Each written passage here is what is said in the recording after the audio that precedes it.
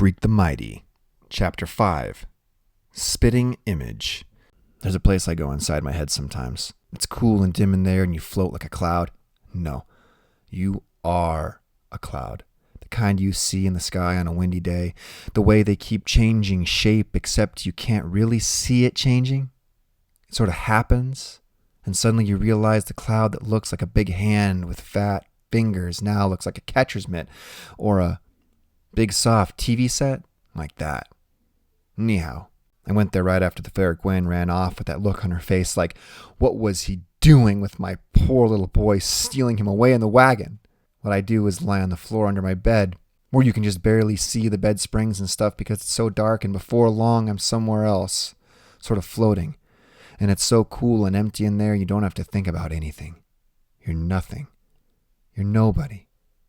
Nothing matters, you're not even there. Time out. Except this time I can't stay as long as I'd like, because Graham is knocking on the door going, "Maxwell? Max, are you in there? Please answer me, dear, it's important." Yeah, right. But I wedge out from under the bed. There's getting to be less and less room under there, and I dust myself off and open the door. There's no lock, but Graham has this thing about waiting until I say, "Come in." She makes a big deal about not intruding.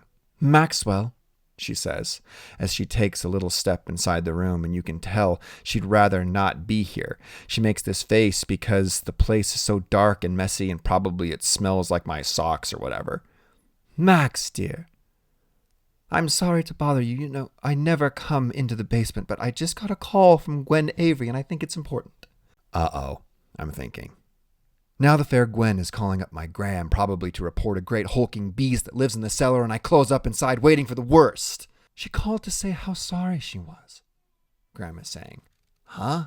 I guess she came to pick up her little boy, is that right? You and Kevin were making friends?" Making friends?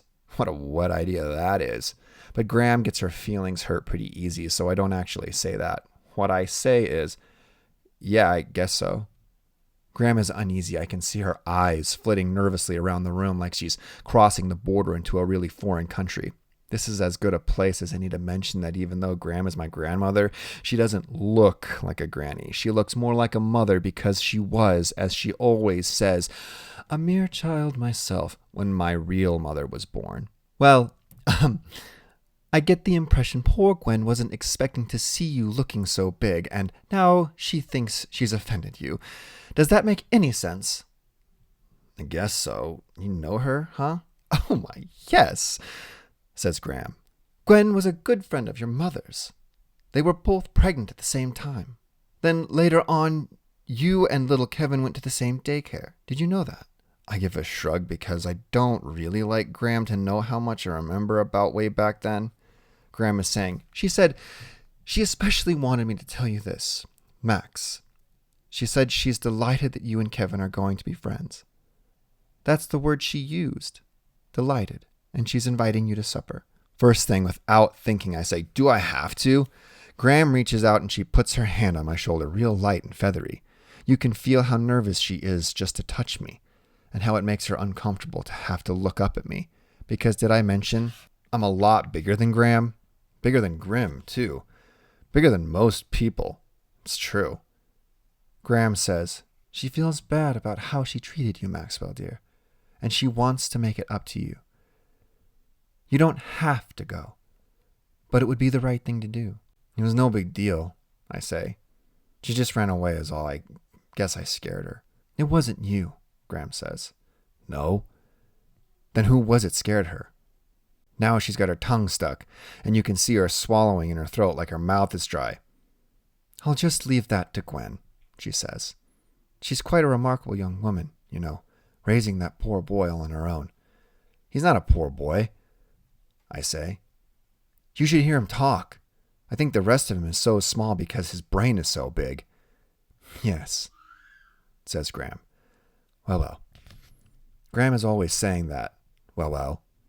Like it means something, which I guess it does to her. Anyhow, I agree to have supper with Freak and his mom, even though the idea of it makes me feel tensed up, like there's a hand inside my stomach and the hand is, making a fist. It turns out to be not so bad. The fair Gwen, right away, she's beaming at me, bouncing around the kitchen and talking about a mile a minute so fast the words kind of smushed together. So did Susan excuse me and your grandmother mention your mom and I were pals? That is, until she got married, excuse me, I never could abide that man. I always thought he was crazy. And Scary, is it okay to say that to you? Won't be offended. It's like this delay while I sort it out, and then I go, yeah, Graham told me. And the stuff about her knowing my father and thinking he was sick in the head. I decide no comment is the way to go. You were the cutest little boy, Gwen says. I remember it like it was yesterday. We were all of us living over in the tenements in those days because the rent was so cheap and we were all just starting out. Freak is on the floor digging through the packing boxes for pots and pans and stuff. He's almost inside this box. All you can see is his funny little rear end sticking out. You'd think he was maybe 2 years old. That's how small he is until you notice where his leg brace makes a lump in his pants. From inside the box he goes, Hey Gwen! Leave the guy alone, huh? You're going spastic. Am I? Gwen asks. She's at the counter going through drawers and looking for spoons or whatever. Sorry, Max. That is, I'm sorry we got off on the wrong foot. I'm just, Freak's head pops out of the box and he's got this wicked know-it-all grin. What she means is, you're a spitting image of your old man. Gwen says, Kevin, please.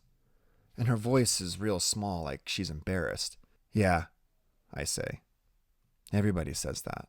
They do? I shrug. Is it really such a big deal for a boy to look like his father? Which is typical butthead thinking. Because of course it's a big deal. If your father happens to be in prison, which everybody in town knows about, it's not like there's any secret about what he did or why he's there, except everybody acts like it should be a secret, and the bigger I grow and the more I look like my old man, the worse it gets. You really knew him, I say. I mean him and my mom when they were together. Not very well, Gwen says. She's looking for a knife to slice open a pack of hot dogs. I never saw much of your mom after they got married. He made it difficult for your mother to have any friends. There's a knife on the table, and I pick it up and hand it to the fair Gwen. She doesn't flinch away, and I decide she's okay. She's really pretty cool. So, Freak is saying, when do we eat? My fuel cells are depleted. Supper is great.